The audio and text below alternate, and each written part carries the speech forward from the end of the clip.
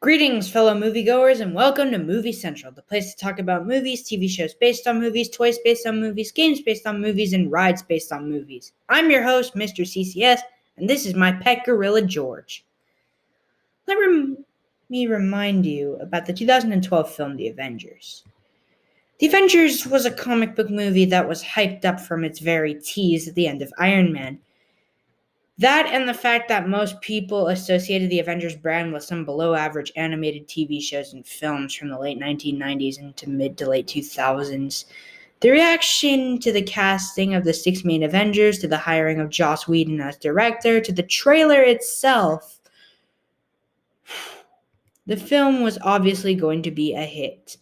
And let's just say that it was the biggest box office movie of 2012, bringing in $1.5 billion at the box office, making it the highest grossing comic book film of all time until its own sequels, not the two I'm going to be talking about, took those two spots. However, that's not to say the movie still didn't make $1.5 billion at the box office, as it ranks in number 7 as the highest grossing films of all time list.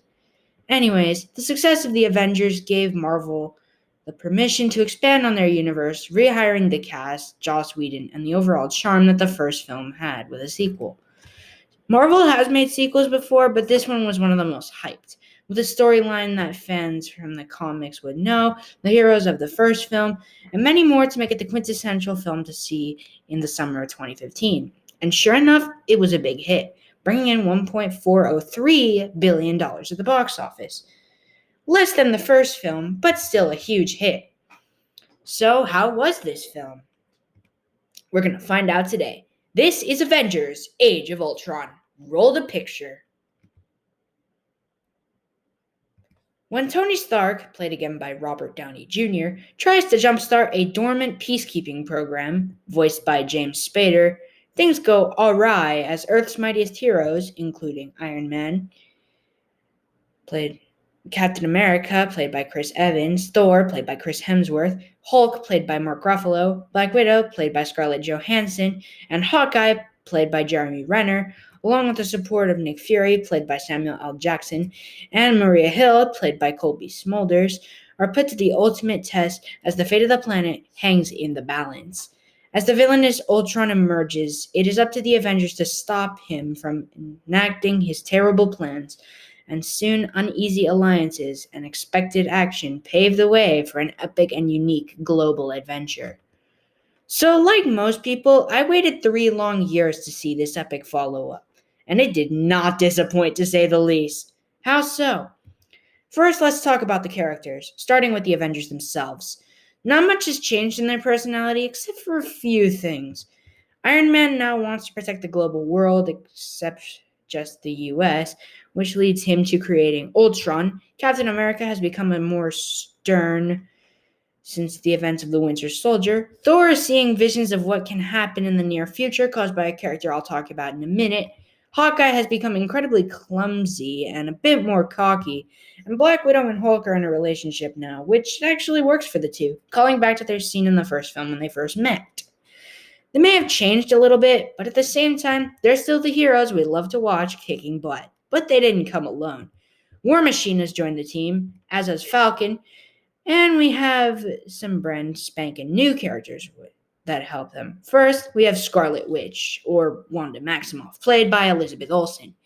In the comics, she never really leaves an impression, but here she has an emotional backstory alongside her brother Pietro, and it has to do with the Stark Industries weapons, which makes her and her brother want to turn against the Avengers and help Ultron before realizing he wants to destroy the world, which makes her and Pietro Avengers themselves. Speaking of Pietro, or Quicksilver, played by Aaron Taylor Johnson, this guy is freaking awesome. Sure, he's not as good as Evan Peters was in X-Men Days of Future Past, but at least I had fun watching him.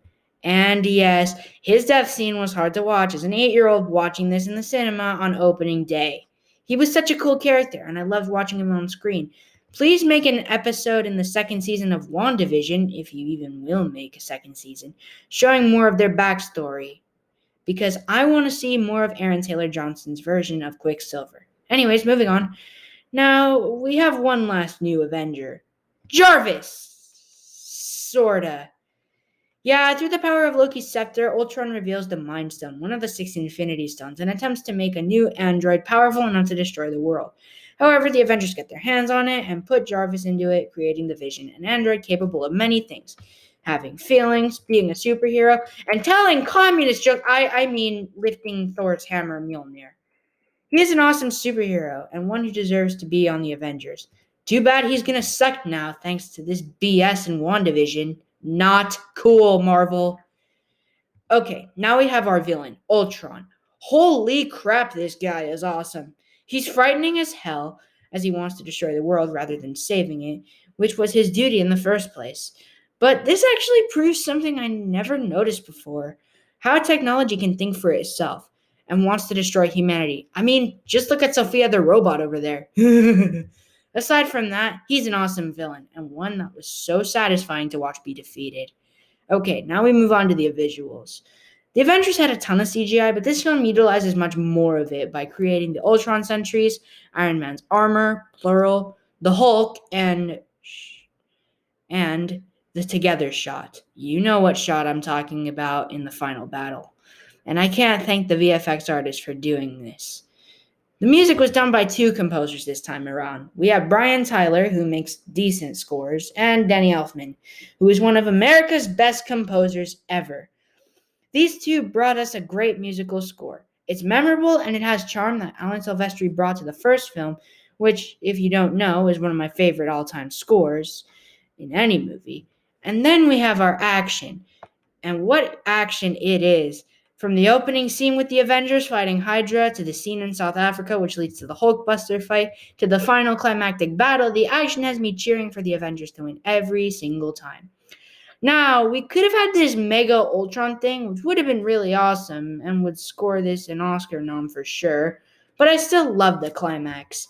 Now, I do have to bring up one thing that is important for the upcoming episodes, and that is Thanos, voiced by Josh Brolin, who appears with the Infinity Gauntlet, teasing him as the main villain for the next 2 Avengers films. Sure, he appeared in Guardians of the Galaxy, but he matters more here. And just wait to see how awesome of a villain he actually is. So, what's my final verdict? Avengers Age of Ultron may be the weakest of the 4 Avengers films, but it's still a damn great sequel. And I can't help but loving it. With great characters, visual, action, music, and many more, this film is still in the top 10 greatest sequels of all time. Sequels, as in second installments. And that's why I'm giving this an incredible solid 10 out of 10. Avengers, assemble. Well, that's it for this review. Feel free to leave your thoughts on the movie below. And tune in next week when I take a look at Harry Potter and the Philosopher's Stone. Or Sorcerer's Stone if you're from the US, courtesy of Overhead Voice. You're welcome, Mr. CCS. Anyways, my name is Mr. CCS, this is Movie Central, and that, my friends, is a wrap. See you next week.